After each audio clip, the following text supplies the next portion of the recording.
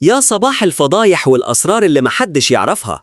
انسى كل اللي تعرفه عن المنطق وتعالى ووريك العالم بجد مخبي ايه في كواليسه. النهاردة هنشوف حاجات هتحسسك انك كنت عايش في كوكب تاني.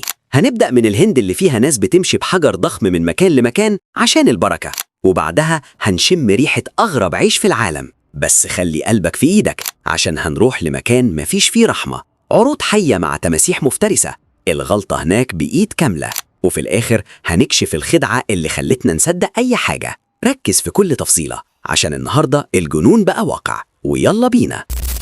تعال أوريك أغرب حاجة هتشوفها في الهند. ناس بتعبد حجر وبياخدوه معاهم في كل مكان. أيوة، مش عايزك تستغرب، ده اللي بيحصل في الهند. الحجر اللي قدامك ده الناس بتركبه تركيب زي ما انتوا شايفين، وبعد كده بتحط عليه اللبن والعسل وحاجات تانية كتير. والمعلومة بقى اللي لازم تعرفها إن الحجر ده اسمه لينجا، وبيرمز عندهم لإله مشهور جدا، وعشان كده بيعتبروه مصدر طاقة وبركة ومستحيل يفرطوا فيه. والأغرب يا سيدي إنهم بينقلوه من كل بلد للتانية. وسيبك بقى من طقوس الحجر، وتعالى شوف الهند بتعمل إيه في لقمة العيش. تعال بقى أوريك أغرب أنواع العيش اللي ممكن تجربها في حياتك. والعيش اللي معانا النهاردة بيتعمل في الهند. وأحب أقولك إن الهند فيها أكتر من 50 نوع عيش مختلف، هتلاقي الكبير والصغير وهتلاقي أطعمة كمان. والمعلومة بقى إن العيش ده اسمه رومالي روتي أو عيش المنديل، وده بسبب إنه خفيف جدا لدرجة إن الشيفات هناك بيطبقوه زي المنديل بالظبط، وبيتاكل مع المشويات. وزي ما انت شايف كده بيحطوا الصاج مقلوب على النار ويفردوا عليه العجينة بلمسة إيد سريعة جدا. ومن عيش المنديل تعالوا نشوف العيش اللي بيترسم على النار. تعال بقى أوريك نوع تاني من العيش الهندي. وزي ما قلنا إن الهند فيها أنواع عيش كتير، والعيش اللي معانا النهاردة بيتعمل بطريقة أنت ما شفتهاش قبل كده. بيجيبوا العجينة وبيحطوها في إزازة وبيخلوها عاملة زي المية بالظبط. والمعلومة اللي هتجننك بقى إن العيش ده اسمه مالاي روتي أو العيش الشبك. والسر في العجينة السايلة دي إنهم بيضيفوا عليها حليب جوز هند وبيض عشان تبقى مرنة وتترش بالشكل ده وتطلع خفيفة زي الريشة. وبيطلع العيش وكأنه ورق أو كأنه عامل زي عيش الكريب اللي موجود عندنا في مصر. سيبك بقى من الأكل وتعالى شوف اللي بايع عمره وبيلعب مع التماسيح. انت تعرف ان دي من اخطر الحاجات المرعبة اللي ممكن يعملها اي حد في العالم؟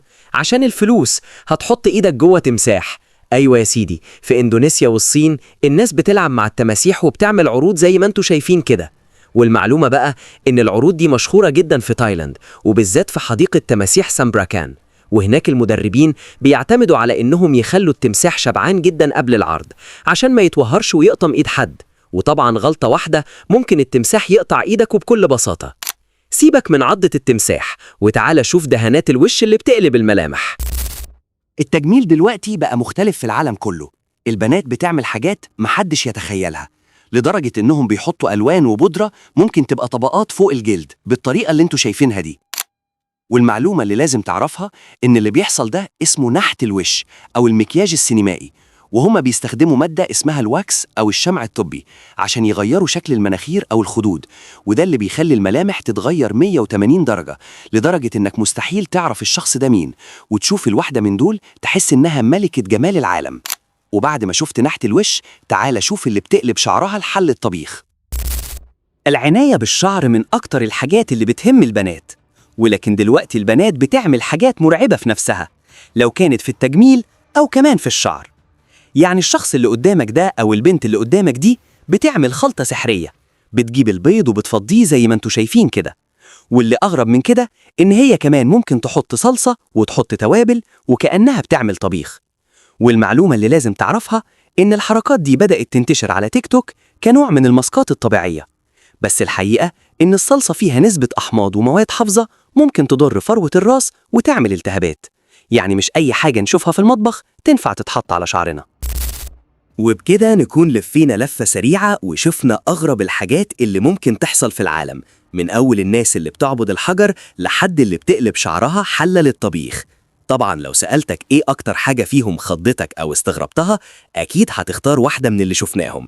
قولي بقى في التعليقات تحت، هل قلبك ميت لدرجة إنك تحط إيدك في بق تمساح عشان قرشين، ولا ممكن تجرب ماسك الصلصة والبيض ده في يوم من الأيام؟ لو الفيديو عجبك ما تنساش تدوس لايك وتعمل اشتراك في القناة عشان لسه اللي جاي أغرب بكتير. أشوفكم الفيديو الجاي، سلام.